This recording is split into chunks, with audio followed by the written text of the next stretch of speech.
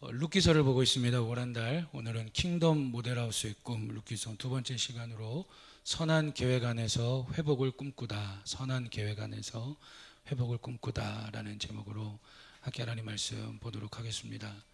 요즘에 이 노래도 잘 안 부르는데 우리 말씀 설교 시작하기 전에 이 노래 한번 불러보시죠.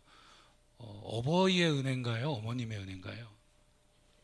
어버이의 은혜라고 합시다. 우리 아버지들이 아버지에 관련된 노래는 가수들이 부른 것밖에 없더라고요. 그러니까 그냥 어버이 은혜라고 합시다. 나 실제 우리 같이 한번, 요즘 이 노래 안 부르는데 그래도 교회에서라도 한번 불러보고요. 또 하나님의 사랑과 또 부모님의 헌신, 또 우리가 부모로서 또 가정을 일구고 자녀로서 여러 가지 의미를 새기면서 한번 좀 드리고 말씀 봅시다. 나 실제 괴로움 다 잊으시고 기르실 때 밤낮으로 애쓰는 마음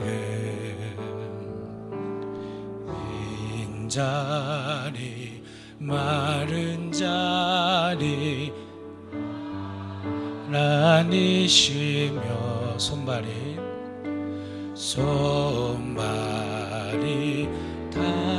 다닳도록 고생하시네. 하늘 아래 그 무엇이 넓다니요. 어버이의 은혜는 어버이의 은혜는 하이 없어라. 하늘 아래 한 번 더 고백합시다. 하늘 아래 그 무엇이 넓다니요.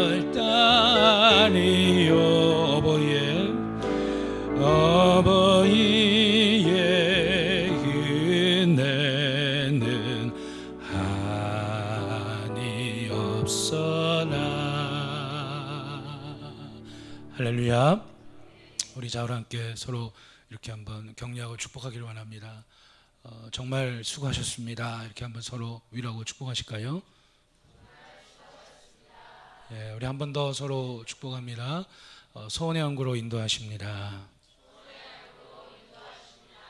여러분 정말 수고하셨습니다. 오늘날 가정을 일구고 또 살아간다는 것 자체가, 그 자체가 참 하나님의 은혜고 축복이고 많은 수고가 있습니다. 말씀 보겠습니다. 오늘 룻기서 두 번째 시간으로 선한 계획 안에서 회복을 꿈꾸다라는 겁니다. 여러분 드라마를 보면은 그 시대가 보입니다. 아직 보여주면 안 되는데. 네, 기대감 떨어졌다. 시대를 나타냅니다. 드라마를 보면, 우리나라를 보면 드라마 어워드라고 해가지고, 자 집중하세요. 전 세계 드라마 시상식을 우리나라에서 합니다. 그 이유는 우리나라 드라마가 거의 다 상을 받고 잘 만들기 때문에. 근데 우리나라 드라마의 특징은, 드라마를 보면은 그 시대의 가정의 모습이 참 많이 나와요. 1980년 10월 21일부터 2002년도 12월 29일까지 22년 동안 총 1088부작, 역대 최고 긴 드라마. 이 드라마는 몰아서 볼 수도 없어요. 몰아서 보다 보면 10살짜리가 몰아서 보다 보면 30살이 돼. 50대가 이거 몰아서 보다 보면 자칫 잘못하면 주님 품에 안길 수도 있어요. 22년이 걸리니까. 그 유명한 전원일기입니다. 아시죠? 바로 이 사진. 다들 표정이 구수해 주셨어요. 예, 전원일기인데, 이 전원일기 드라마를 보면 가족 간에 희생하고 헌신하고 사랑하는 푸근한 모습이 있죠. 근데 시대가 달라지면서 그 드라마 속에 나오는 가정들의 모습도 많이 달라집니다. 다음 사진 보여주시면, 이게 이제 요즘에 유행하는, 제목은 얘기하지 않겠습니다. 그 드라마인데 보면은 다들 눈빛이 레이저가 나와요. 아주 무서워요. 싸나워요. 여러분, 이 세상에 가정을 있게 하신 분이 누구입니까? 뭐 진화론자들처럼 뭐 세포가 진화가 돼서 가정이 생긴 겁니까? 아니면 뭐 과학자들의 이론도 좋지만 빅뱅 이론처럼 우주가 대폭발하면서 뭐 가정이 생겨난 것입니까? 아니죠. 여러분, 이 세상에 가정을 있게 하신 분은 사랑의 복의 근원 되시는 창조주 여호와 하나님이십니다. 이 세상을 하나님께서 디자인하시고 창조하실 때 선한 계획이 있다는 거예요. 선한 계획. 그 선한 계획을 가지고 가정을 만드셨습니다. 그 선한 계획은 뭐냐면 루키서 총 주제처럼 킹덤 모델 하우스의 꿈입니다. 즉 하나님 나라 모델 하우스의 꿈이에요. 아파트 모델 하우스를 들어가면 그 아파트 전체가 만들어지지 않았지만 이 아파트는 이렇게 생겼구나 모델이 됩니다. 보입니다. 이 세상에 천국이 안 보입니다. 지옥이 안 보입니다. 그런데 어떤 가정을 보면 천국이 보여요. 그 가정이 천국, 하나님 나라, 킹덤 모델 하우스라고 하는 선한 계획을 따라 살아가기 때문에 어떤 가정을 보면 때론 어려워도 흉년이 들어도 풍년이 들어도 천국이 보여요. 사람들 눈에 지옥은 안 보입니다. 그런데 어떤 가정을 보면요 지옥이 보여요. 그게 지옥이에요. 그게 지옥이에요. 여러분, 그래서 오늘날 많은 사람들은 가정에 대해서 아파합니다. 여러분, 겉으로 멀쩡하지만 뭐 상처가 없고 문제가 없는 가정은 요즘에 한 가정도 없습니다. 그래서 우리는 이렇게 봐야 합니다. 하나님 선한 계획 안에서 회복을 꿈꿔야 합니다. 가정을 있게 하신 분이 하나님이십니다. 내가 힘들어서 포기하는 거지 하나님은 이 땅의 모든 가정을 절대로 포기하지 않으십니다. 요즘에는 1인 가정도 많아요. 부끄러운 거 아닙니다. 요즘에는 뭐 이렇게 지내다가 이혼하는 경우도 많습니다. 재혼하는 경우도 많습니다. 또 요즘에는 뭐 이렇게 한 가정 안에 지내자면 형편상 어떤 이유 때문에 서류상으로는 또 남남인 경우도 많습니다. 요즘에는 반려동물을 가족 삼아 지내는 분들도 많습니다. 심지어 남남 간의 가족이라고 믿고 사는 분들도 많아지고 있다고 하죠.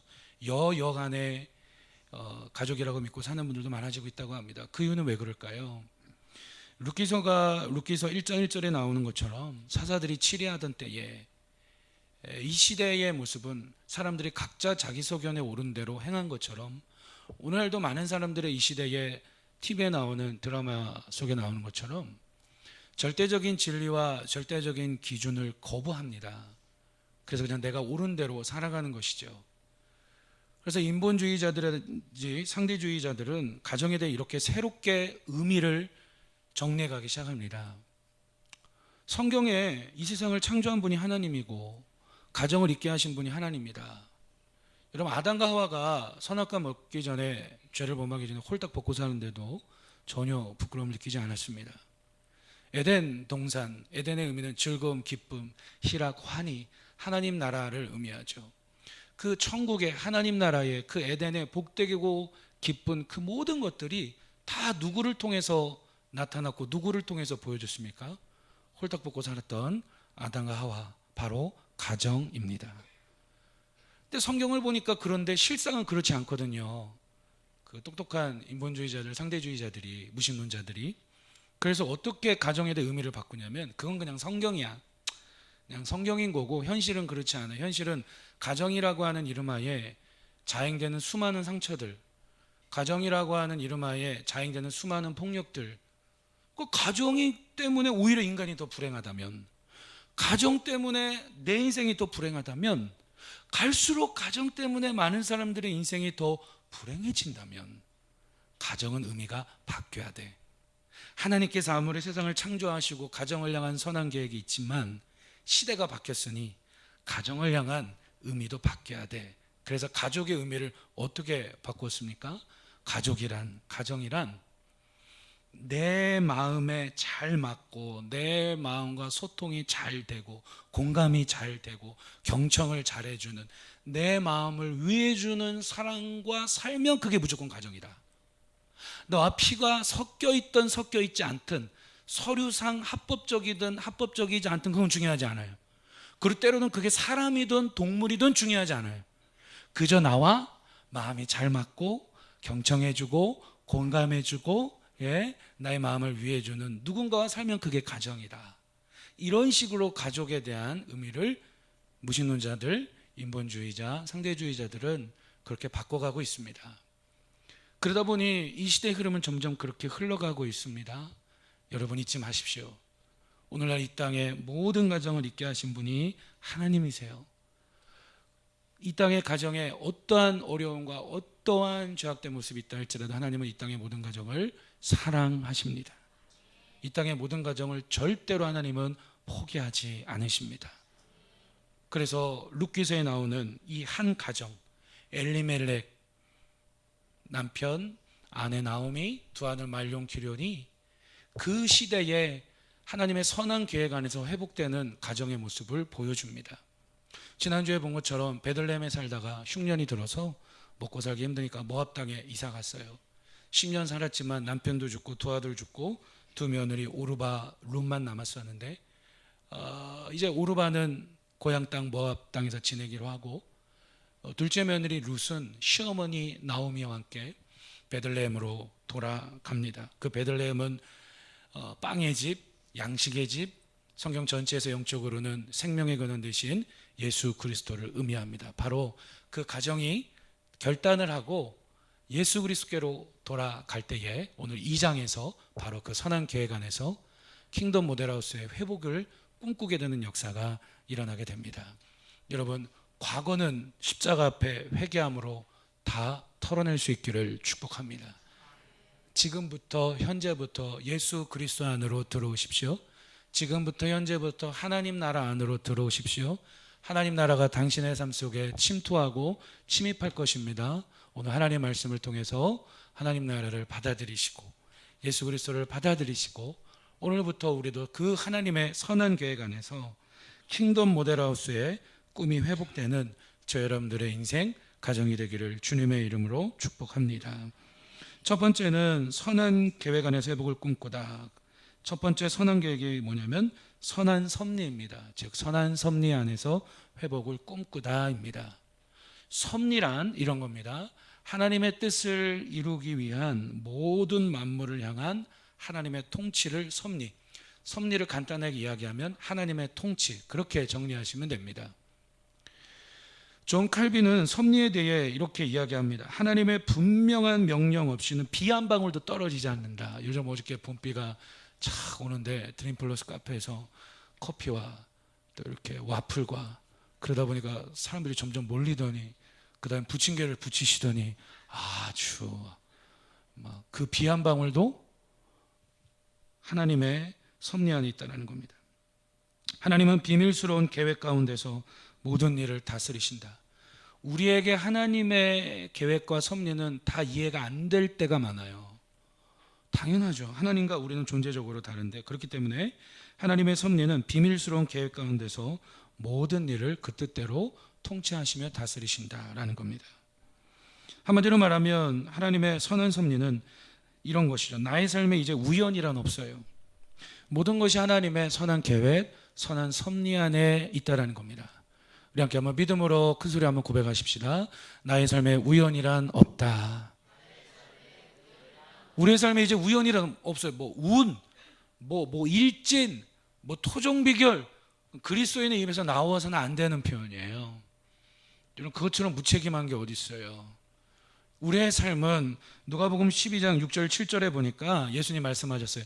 참새 5마리가 두 아사리온에 팔리는 것이 아니냐. 그러나 그 참새 한 마리도 하나님의 허락하심이 없으면 팔릴 수 없고 하나님께서는 너희들의 머리털 숫자까지 머리카락이 몇 개 있는 것까지 하나님은 다 세우고 있는 분이니 두려워하지 말라. 하나님께서 너희들의 삶을 돌보신다라고 주님 말씀하셨습니다.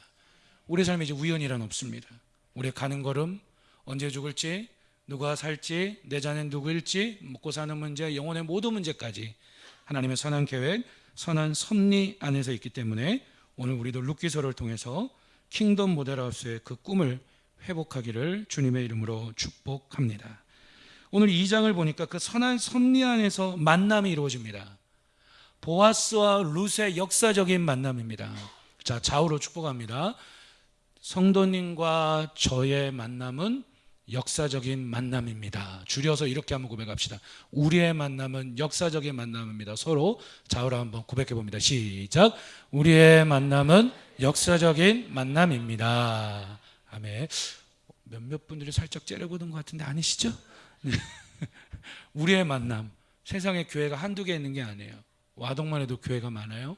축복의 통로교 안에서 이렇게 주님 사랑 안에서 하나님 나라의 한 가족으로 만날 수 있다는 것이 우연이 아니라 하나님의 선한 섭리입니다. 그런 것처럼 오늘 보아스와 룻이라고 하는, 보아스는 남자고 룻은 둘째 며느리인데 만났어요. 선한 섭리 안에서 만납니다. 2장 1절을 보니까 나오미 남편 엘리멜렉의 친족으로 유력한 자가 있으니 그 이름은 보아스더라. 2절에 모압 여인 룻이 나오미에게 이렇게 이야기합니다. 먹고 살아야 되니까 시어머님 오시고, 룻이 시어머님 때문에 베들레헴으로 따라온 게 아니라 시어머니가 믿는 하나님을 나도 믿고 싶어서 따라온 거거든요. 그렇지만 먹고 살아야 되잖아요. 그래서 2장 2절을 보면 원하건대 내가 밭으로 가서 내가 누구에게 은혜를 입으면 그를 따라서 이삭을 죽겠나이다 하니 나오미가 그에게 이르되 내 따라 갈지어다. 그 다음 3절을 보니까 이제 이삭 줍기를 하러 가겠다라는 겁니다. 이삭 줍기란 뭐냐면 신명기나 레위기 율법서를 보면 하나님께서 이스라엘 백성들에게 이런 명령을 내리세요. 너희가 추수기에, 지금 보리 추수기인데 추수기에 싹쓸이하여 다 나달을 따가지 말고 배다가 떨어지는 나달은 줍지 말아라. 그거는 과부와 고아와 나그네와 객과 짐승들이 먹도록 내버려 둬라. 참된 복지에 대해서 하나님께서 이렇게 이야기해 주신 거예요. 그래서 그 보리 추수 때에 룻이 가서 떨어진 나달을 주어서 먹고 살기 위해 시어머니에게 이야기합니다. 그래서 그 베들레헴에 여러 밭이 있을 거 아니에요. 여러 밭. 추수 때니까 여러 집이 추수할 거 아니에요. 그런데 3절을 보니까 2장 3절에 룻이 갑니다. 어떤 밭으로 갈까? 어떤 밭으로 갈까? 가다가 베는 자를 따라 밭에서 이삭을 줍는데 그 다음 보세요. 이 세 글자가 중요합니다. 우연히 엘리멜렉의 친족 보아스에게 속한 밭에 이르렀더라. 4절에 두 글자죠. 뭐가 나와요? 마침 보아스가 베들레헴에서부터 옵니다. 하게 고백합시다. 우연히, 마침. 유력한 자, 보아스는 유력한 자라고 했는데 강한, 능한, 힘, 세력이 있는, 능력이 있는, 부가 있는 그런 의미입니다. 보아스는 당시에 베들레헴에서 꽤나 높은 사회적인 신분만 있을 뿐만 아니라 영적으로, 육적으로, 물질적으로 그것에서 아주 선한 영향력을 끼치는 그런 사람입니다. 근데 룻이 많은 밭 중에서 떨어진 그 보리추수 때에 나달을 이삭 줍기를 하기 위해 갔는데 우연히 간 밭이 누구 밭이었어요? 보아스. 근데 그때 때마침 그 밭의 주인인 보아스가 둘러보러 온 거예요. 둘이 만남이 이루어집니다. 4절에 보니까 보아스가 곡식 빼는 자들에게 이야기를 합니다. 그 다음에 5절에서 이렇게 물어봅니다. 보아스가 베는 자들을 거느린 상한에게 이르되 이는 누구의 소녀냐? 보아스가 아는데 많은 종들, 남자 종들이 소년이라고 표현된 사람들이 막 베는 거예요. 그리고 당시에 이제 여인들이 각각 동네에 있는 여인들이 와서 떨어진 나달을 줍고 있는데 보아스가 물어봅니다. 저 소녀는 누구냐? 이 말은 뭐냐면 저 여인은 누구에게 속한 여인이냐? 좀 더 쉽게 표현하면 저기 있는 저 여인은 결혼이냐 미혼이냐 그걸 물어본 거예요. 누가요? 보아스가. 이 얘기 뭐냐? 첫눈에 그거예요. 보세요. 사람의 입장에서는 우연일 수 있지만 하나님의 입장에서는 이 보아스와 룻의 만남은 준비된 섭리였다라는 것입니다. 잠언 16장 9절은 이렇게 이야기합니다. 함께 한번 읽어봅니다. 시작. 사람이 마음으로 자기의 길을 계획할지라도 그의 걸음을 인도하시는 이는 여호와이시니라. 아멘. 우리가 신앙생활할 때 하나님을 향한 믿음과 신앙 고백 중에 중요한 고백이 뭐냐면 섭리에 대한 신앙인데 이 보아스와 룻, 이방 여인 룻은 결혼하여서 다윗의 족보를 이루어갑니다. 보아스와 룻의 후손을 통해 다윗이 태어나고요.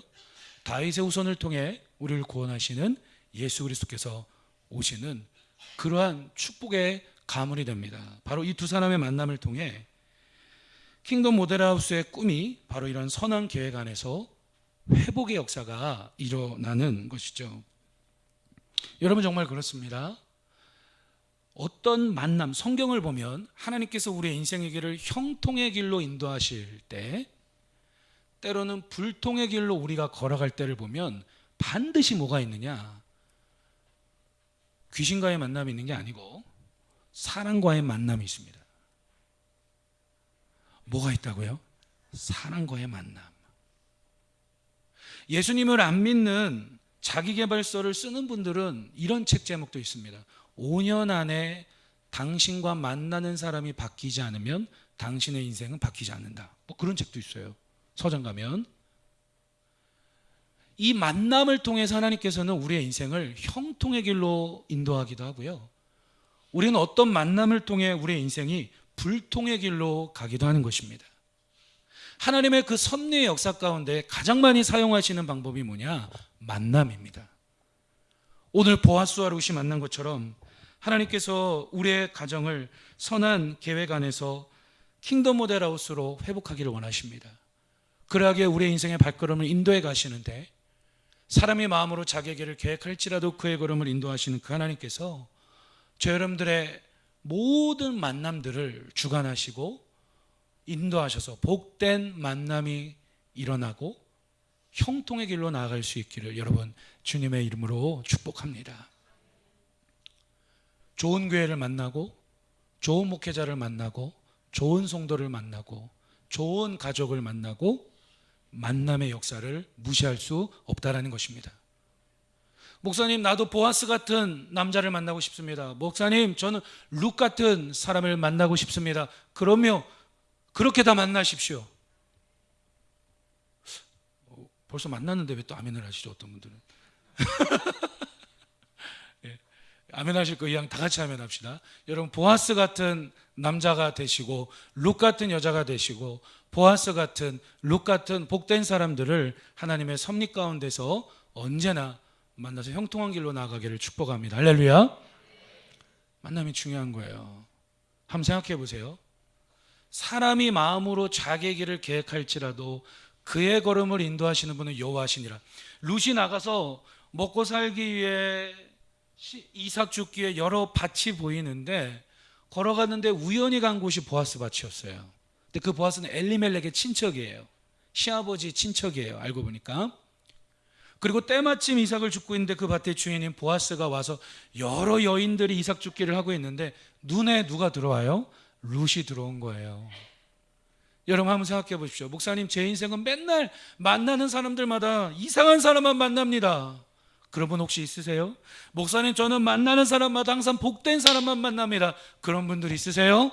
그 차이를 알려드릴까요? 너무 쉬워요. 그 차이를 알려드릴까요? 여러분 지금 인생이 힘드십니까? 왜 힘드십니까?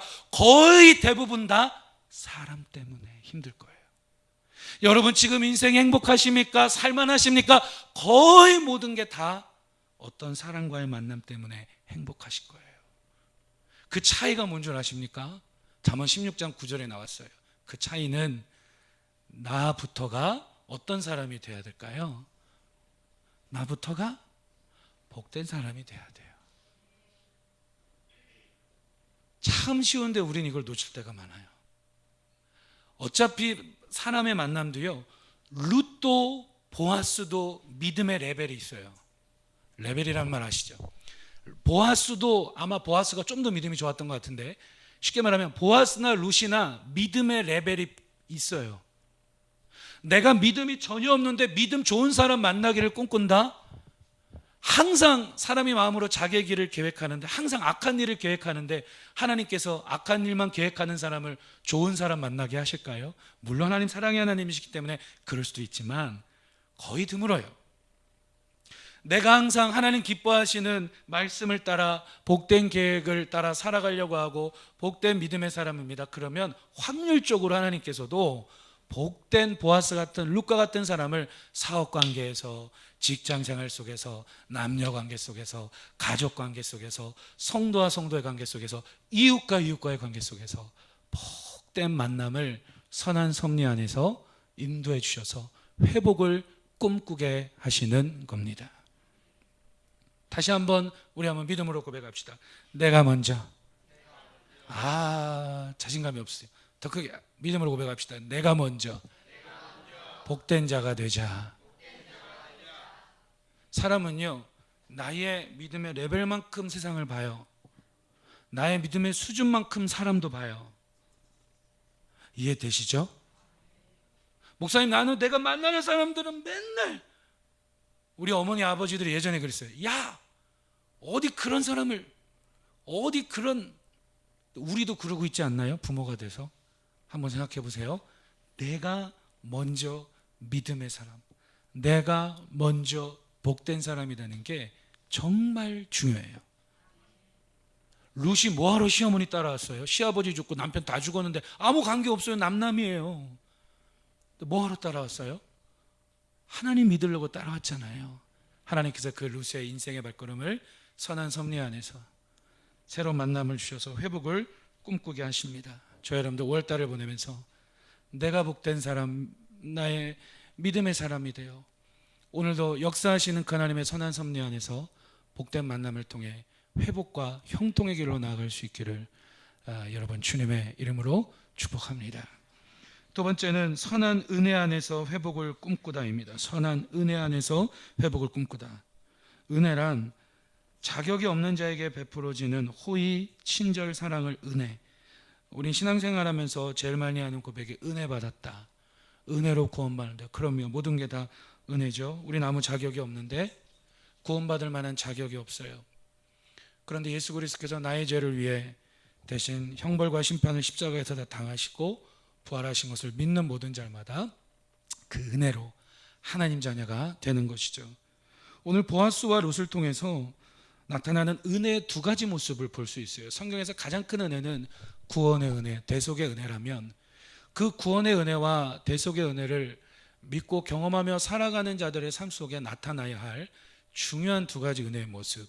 먼저 보아스에게서 나타납니다. 보아스에게서 나타나는 은혜의 모습은 은혜를 베푸는 모습이에요.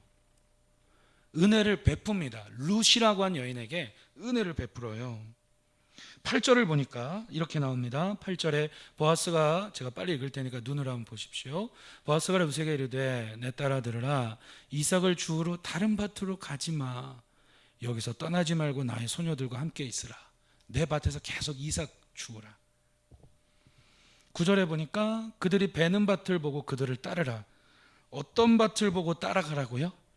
베는 밭. 밭을 누가 베고 있어요?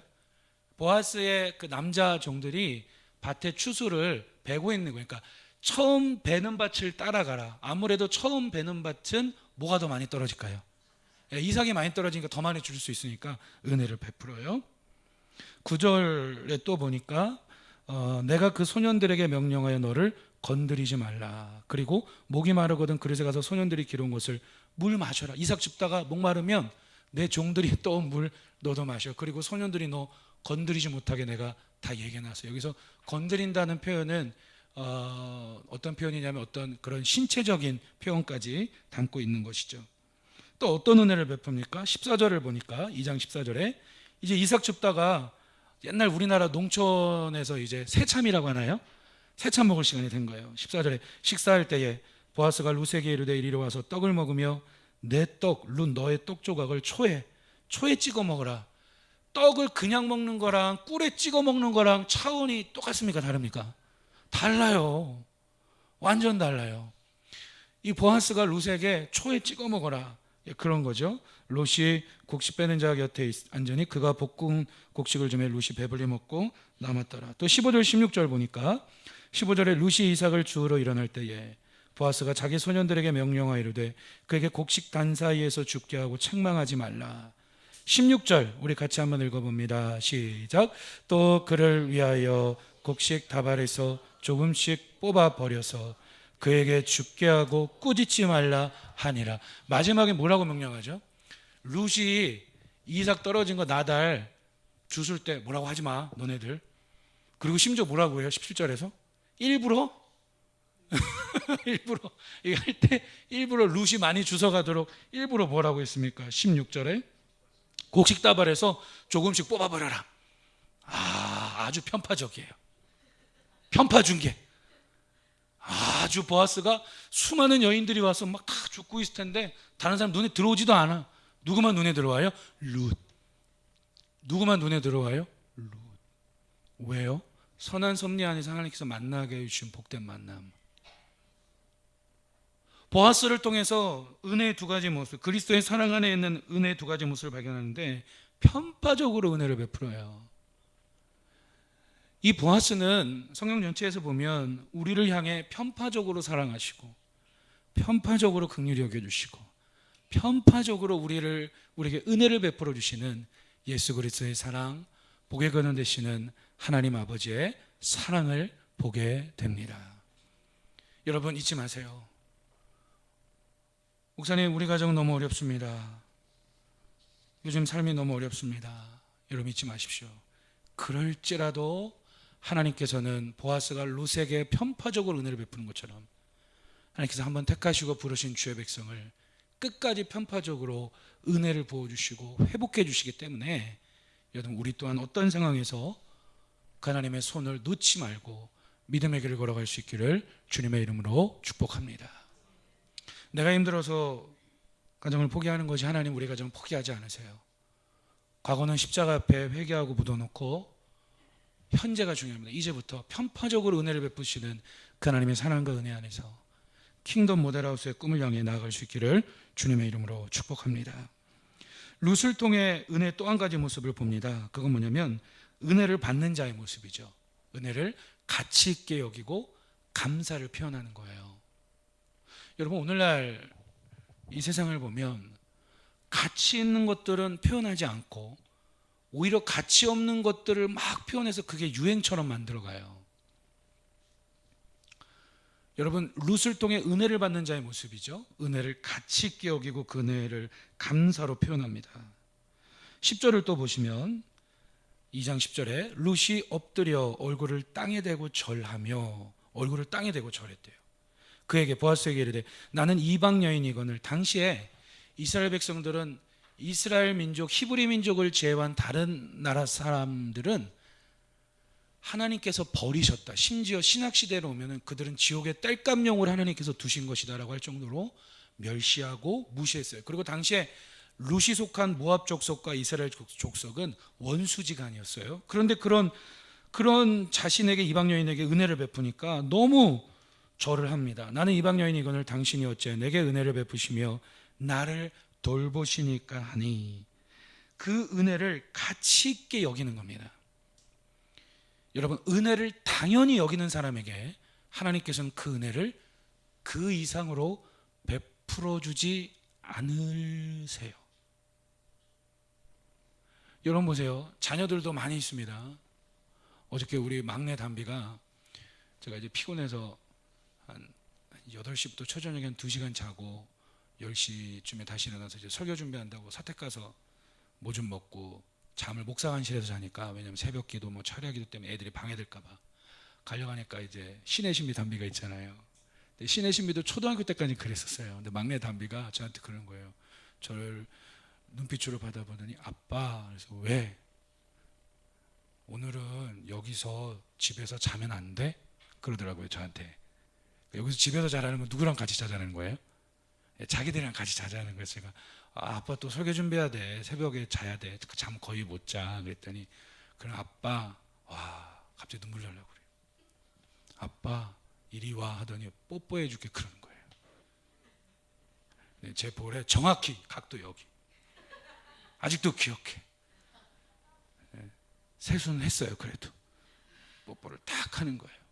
그러더니 아빠 안녕히 주무세요 하고 들어가더라고요. 제가 그냥 갈 수 없어서 사모님한테도 그랬죠. 사모님도 하세요 그랬어요. 근데 사모님도 정확한 위치. 여러분 보세요. 은혜를 가치 있게 여기는 거예요.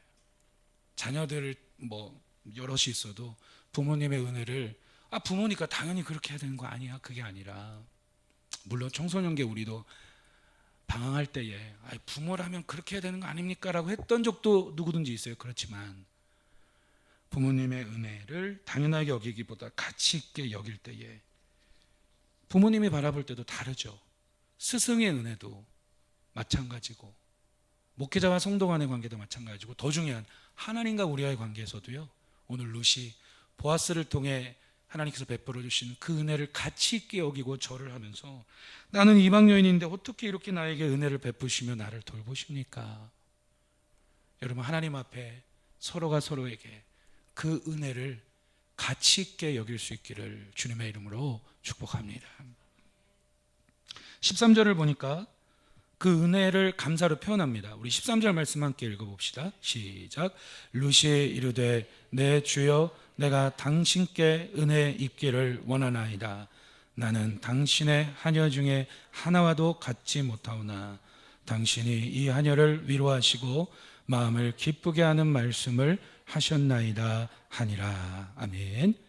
내 주여 내가 당신께 은혜 있기를 원하나이다. 그 은혜에 대하여 감사를 표현해요. 여러분, 감사를 표현하는 세 가지 원칙이 있어요. 첫 번째는 진실로, 두 번째는 타이밍, 세 번째는 있는 것으로. 첫 번째 뭐라고요? 진실로. 두 번째는 타이밍. 진실로가 뭔지 아시죠? 진실로 설명이 필요 없어요. 타이밍은 뭐냐면, 만약에 룻이 이 타이밍에 감사를 표현 못했다면, 안 했다면, 마음은 있는데 감사 표현해야 되는데 감사하다. 특히 한국 사람이 그래요. 표현에 서툴러요. 우리 그렇잖아요. 한국적인 문화가. 마음은 안 그런데 그냥 뭐 거시기 하면 다 알아들어야 된다며요. 그렇잖아요. 거시기 그럼 거시기 했는데 아까 감사 표현했잖아. 뭐 이런 경우가 많잖아요. 우리는. 근데 룻이 만약에 이 타이밍에 감사를 표현 안 했다면, 다른 시간에 감사를 표현하면요, 타이밍이 지나가면 그만큼 어색하기도 하고 정말 거시기예요. 타이밍이 중요해요. 여러분, 하나님 앞에 감사의 타이밍에 즉각적으로 진실로 감사하실 수 있기를 축복해요. 부모님과의 관계에서도, 자녀의 관계에서도, 부부지간에서도, 많은 이웃과의 관계, 목회자와 성도의 관계에서도, 제자와 스승과의 관계에서도, 성도와 성도의 관계에서도 감사가 훈련이거든요. 세 번째 감사의 원칙은 있는 것으로 해요. 룻이 지금 뭐가 있어요? 감사하니까 뭐 홍삼이라도 한 박스 보아스에게 갖다 드릴까? 감사하니까 뭐 상품권이라도 보아스에게 줄까? 감사하니까 아니면은 뭐 양복 한 벌이라도, 감사하니까 아니면 맛있는 거라도, 감사하니까 아니면은 뭐 좋은 거라도 보아스에게 줄까? 롯이 아니죠. 룻의 형편이 됩니까? 안 됩니까? 안 돼요. 감사는 있는 것으로 하는 거거든요. 룻이 지금 할 수 있는 건 이삭 죽고 있는 거예요. 정말 현실적으로 너무 어려워요. 그렇지만 룻은 그 은혜를 가치 있게 여기고, 그리고 보아스를 통해 하나님께서 부어주신 은혜를 받으면서 그 은혜에 대하여 감사를 표현하고 있습니다. 여러분, 잊지 마세요. 은혜를 가치 있게 여기고 그 은혜에 대해 감사를 표현하는 것이 은혜 받은 자의 마땅한 모습입니다. 그걸 잊으면 하나님 더 이상 축복해 주시지 않으세요. 그리고 하나님은 축복해 주실 때에 하늘에서 하나님께서 5만 원권으로 돈다발을 떨어뜨려 줄 수도 있어요. 극단적인 예지만 하나님 전지전능하시기 때문에. 그런데 하나님은 그렇게 역사하시지 않으세요. 대다수가 다 만남이라고 했어요. 여러분, 어딜 가든지 나를 통해 야베스처럼 고통이 흘러가고, 내가 끼는 곳마다 다툼이 일어나고, 내가 끼는 곳마다 막 불행해지고, 그런 모습이 죄악된 악한 영향력들이 끊어질 수 있기를 축복합니다. 오늘 보아스와 룻처럼 나를 통해서 은혜가 흘러가고 은혜를 베풀고, 그리고 나를 통해서 또 누군가를 통해서 내가 은혜를 받았다면 룻처럼 그 은혜의 가치를 귀하게 여길 줄 알고 그 은혜에 대하여 감사로 표현할 수 있는 저와 여러분들이 되기를 주님의 이름으로 축복합니다. 그래서 선한 은혜 안에서 회복을 꿈꾸는 것이죠. 정리해보면 은혜를 베품, 은혜를 가치 있게 여기고 감사를 표현함, 이 두 가지가 예수 그리스도의 사랑과 은혜로 구원받은 하나님 나라 백성의 삶의 모습입니다. 여러분, 오늘 자원계 질문 내용에도 나오지만 은혜의 두 가지 모습 중에서 나에게 필요한 모습이 뭡니까? 때론 우리는 룻처럼 은혜를 받고만 살아갈 때가 있어요. 여러분, 그때가 반드시 있어요. 그럴 때 우리는 어떻게 해야 돼요? 부끄러워할 것도 없고 창피할 것도 없어요. 근데 여기서 진짜 잘못된 건 뭐냐면 당연하게 여기는 거예요. 당연히 그렇게 해줘야 되는 거 아닙니까? 그게 아니라 우리는 은혜를 받는 자로서 은혜를 가치 있게 여기고 감사를 표현해야 되는 모습이 나에게도 필요하진 않으십니까? 또 반대로 이젠 하나님 주시는 은혜와 사랑과 축복 속에서 어느 정도 삽니다. 영적으로, 물질적으로, 가정적으로, 사업적으로. 여러분, 그렇다면 그 은혜를 보아스처럼 베풀 수 있는, 흘려보낼 수 있는 그런 모습 또한 우리에게도 필요하진 않으신가요? 은혜의 선순환 구조가 이루어지는 가정, 반대로 은혜의 역순환 구조가 이루어지는 가정. 은혜의 선순환 구조는 뭐예요? 그리스도의 사랑과 은혜로 은혜를 받고 구원받았어요. 말씀을 통해서 순종하니까 축복이 기복적인 의미의 축복이 아니라 정말 하나님 주신 복을 누리며 살아요.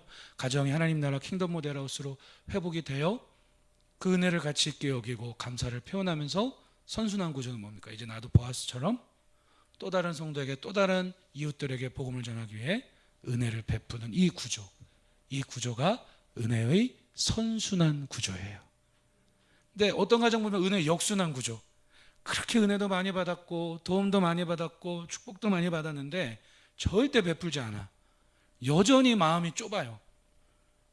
여러분, 믿음의 스케일, 하여튼 믿음의 그릇만큼 담을 수 있고 흘려보낼 수 있어요. 여러분, 이 한 해 소원의 항구를 인도하신 하나님의 은혜와 사랑 안에서 저 여러분들의 믿음의 스케일, 믿음의 그릇이 더욱더 깊고 넓어지기를 주님의 이름으로 축복합니다. 은혜의 선순환 구조가 이루어지는 가정으로 나아가는 것이죠. 그래서 선한 은혜 안에서 회복을 꿈꾸는 것입니다. 마지막 결론입니다. 선한 성실 안에서 회복을 꿈꾸다. 선한 성실. 첫 번째는 선한 섭리, 두 번째는 선한 은혜, 세 번째가 너무 중요하죠. 하나님의 선한 섭리와 하나님의 선한 은혜를 믿는 자의 삶은 뭡니까? 선한 성실 안에서 인생의 회복을, 가정의 회복을 꿈꾸는 것입니다. 여러분, 성실하신 하나님을 믿는 자의 모습은 마땅히 성실과 최선을 다하는 삶이에요. 성경을 읽으시면 하나님의 게으르거나 나태하다는 구절은 한 구절도 없어요. 오히려 여호와는 졸지도 않고 주무시지도 않고, 하나님 졸지도 않고 주무시지도 않고 영원하시대요. 그럼 졸지도 않고 주무시지도 않고 하나님은 뭐하고 계실까요? 온 만물을 섭리 가운데 선한 계획 안에서 통치하시고 우리의 삶을 인도하시고 보호하여 주십니다. 그릿이라고 하는 책이 있어요. 제가 갖고 내려오려다가 설교 시간에 예화 쓰는 게 조심스러운데, 왜냐하면 성도들이 하나님 말씀보다도 예화로 사용한 책에 더 집중하니까 카페에 올라가면 있어요. 한번 읽어보십시오. 성경을 제일 많이 읽고 하나님 특별 계시 안에서 일반 계시인 여러 좋은 책들 읽으면 유익이 있습니다. 그릿이라고 하는 책인데 2016년도에 미국에서 아주 히트쳤던, 지금까지도 많이 읽히고 있는 책입니다. 인터넷 검색창에 그릿이라고 치면 시사라고 나와요.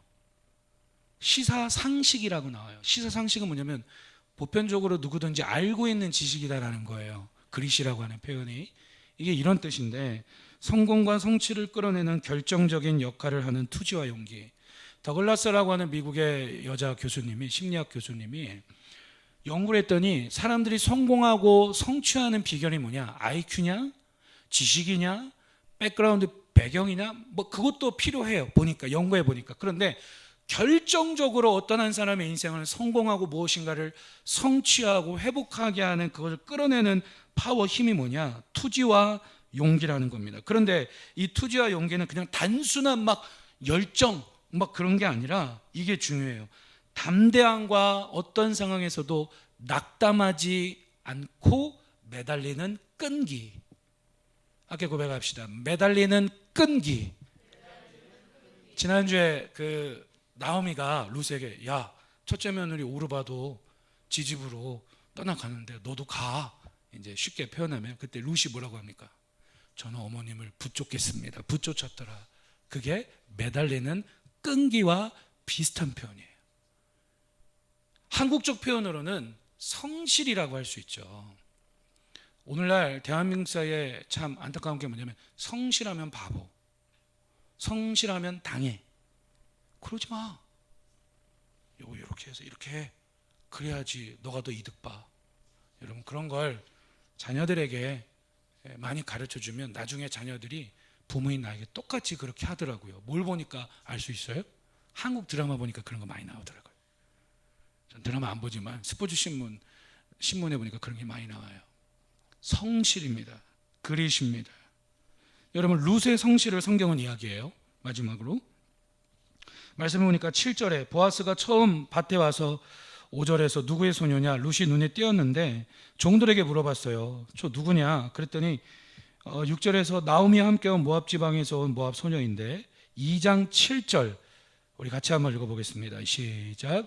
그의 말이 나로 베는 자를 따라 단 사이에서 이삭을 죽게 하소서 하였고 아침부터 와서는 잠시 집에서 쉰 외에 지금까지 계속하는 중입니다. 아멘.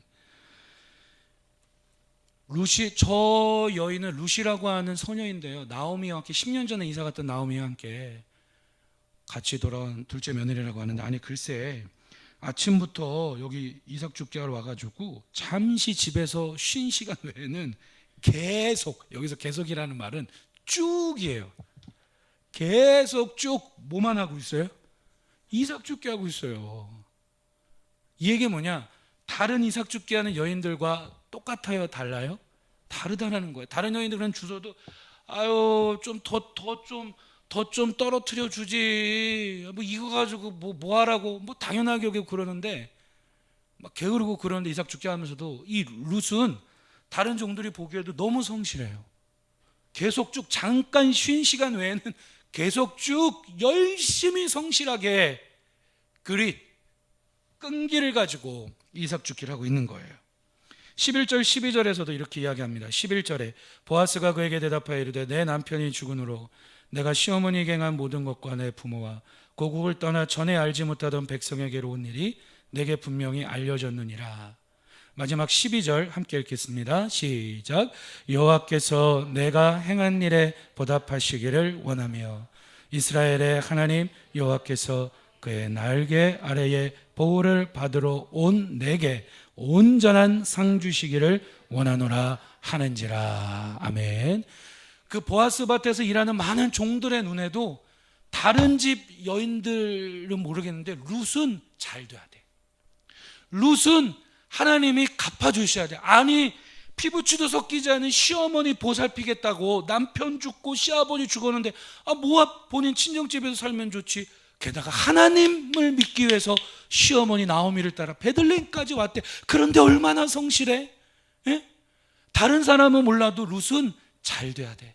하나님이 보답해 주셔야 돼. 보아스의 눈에도 룻이 그렇게 보였다라는 사실입니다. 우리 함께 고백합시다. 하나님께서 보답해 주신다.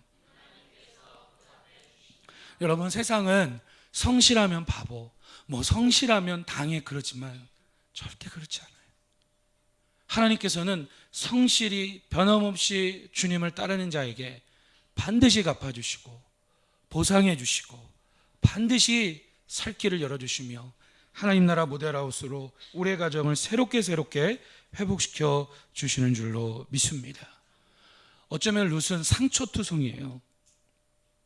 가시투성이로 살아갈 수밖에 없는 환경이에요. 생각해 보세요. 그래도 부잣집 며느리였어요. 예? 몇 년 전까지만 하더라도 그래도 밍크 코트 좀 입고 그래도 뭐 그런 거 들고 다니고, 예? 전 잘 모르니까 비싼 화장품을 좀 바르고 네일 아트도 하고 비싼 차도 타고 몇 년 전까지만 해도 그랬던 집안이에요. 그런데 오늘 갑자기 시아버지 죽고 남편 다 죽고 이제 먹고 살 길이 없어서 시어머니 모시고 살아야 되는데 남의 집 가서 일하는 이삭 죽게 하고는 처량한 신세가 된 거예요. 다른 사람 눈치 안 보겠습니까? 남자들보다 여자들이 아무래도 다른 사람 눈치를 더 많이 보는 것 같아요. 성향상. 다른 이삭 죽게 하는 다른 여인들은 저런 빨간색 옷을 입고 왔네, 나는 흰 옷을 입고 왔는데 다른 여인들은 뭐 뭐 어떤 스타일의 옷 입었네, 난 이런 스타일의 옷 입었네, 뭐 그런 거 눈치 안 보겠습니까?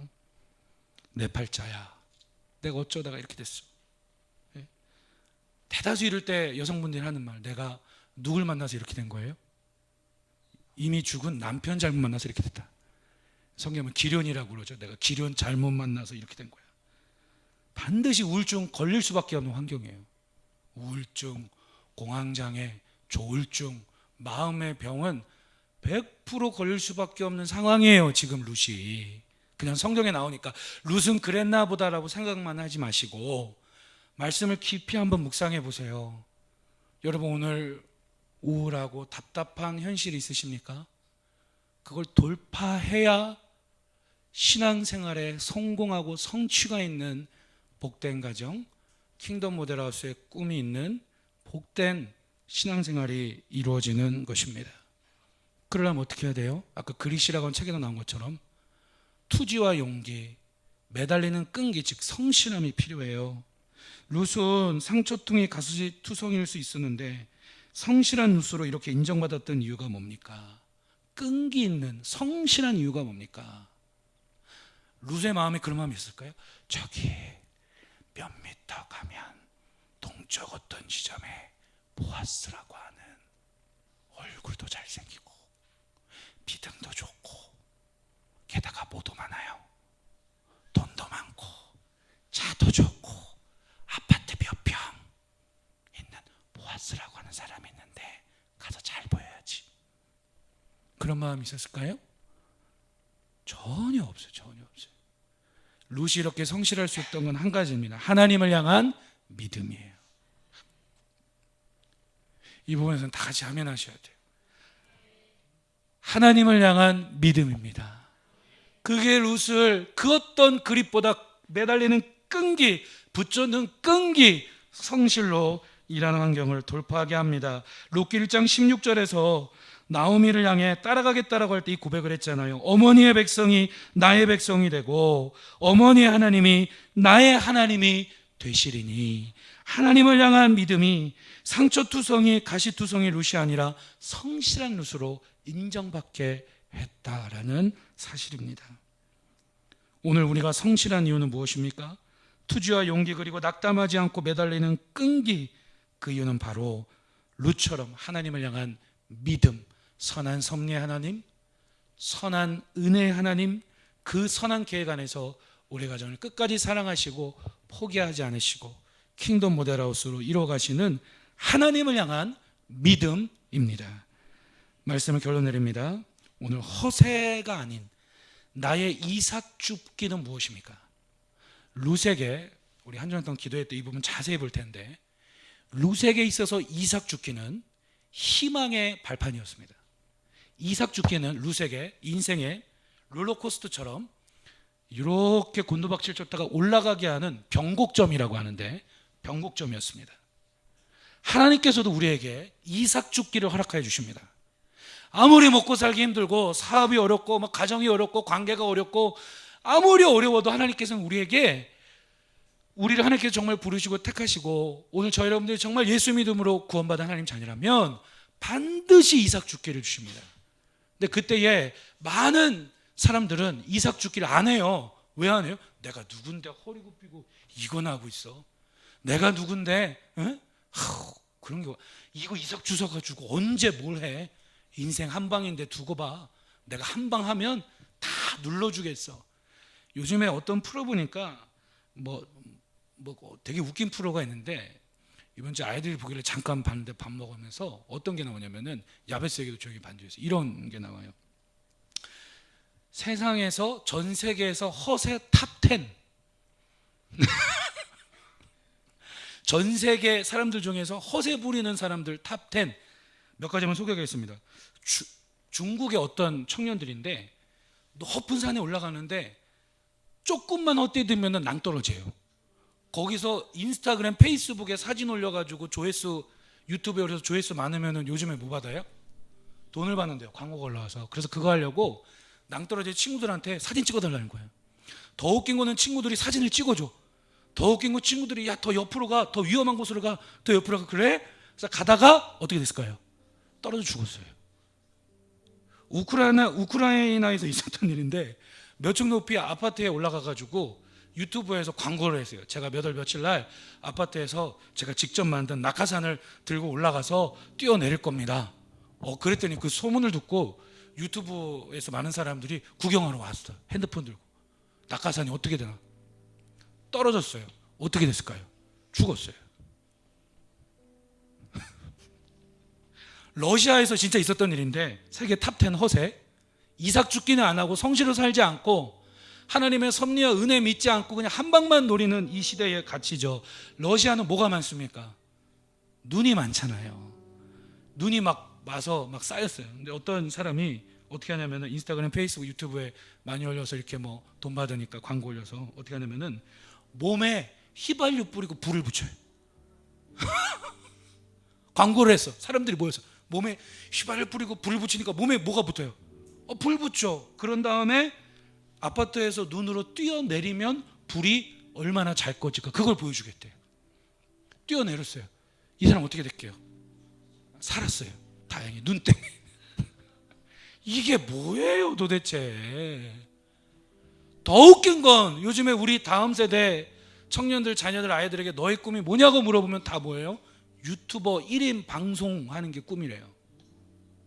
조회수만 많이 올라오면 광고가 뜨니까 돈 번다라는 거예요. 그게 다 나쁜 건 아니지만 잊지 마세요. 오늘 설교의 결론입니다. 하나님의 선한 섭리, 하나님의 선한 은혜, 하나님의 선한 계획을 믿는 자의 삶은 허세가 아니라 하나님께서 그때그때마다 인생의 변곡점으로 허락해 주신 이삭 죽기가 있어요. 여러분 그 부분이 나에게 때때로 무가치해 보이고 힘들어 보일지라도 여러분 절대로 그것을 허세로 보지 마시고 여러분 성실함으로 끈기를 가지고 하나님을 향한 그 믿음을 가지고 나아갈 때 반드시 여러분 하나님께서 그 인생을 인도해 주시고 그 가정을 하나님 나라 모델하우스로 축복해 주십니다.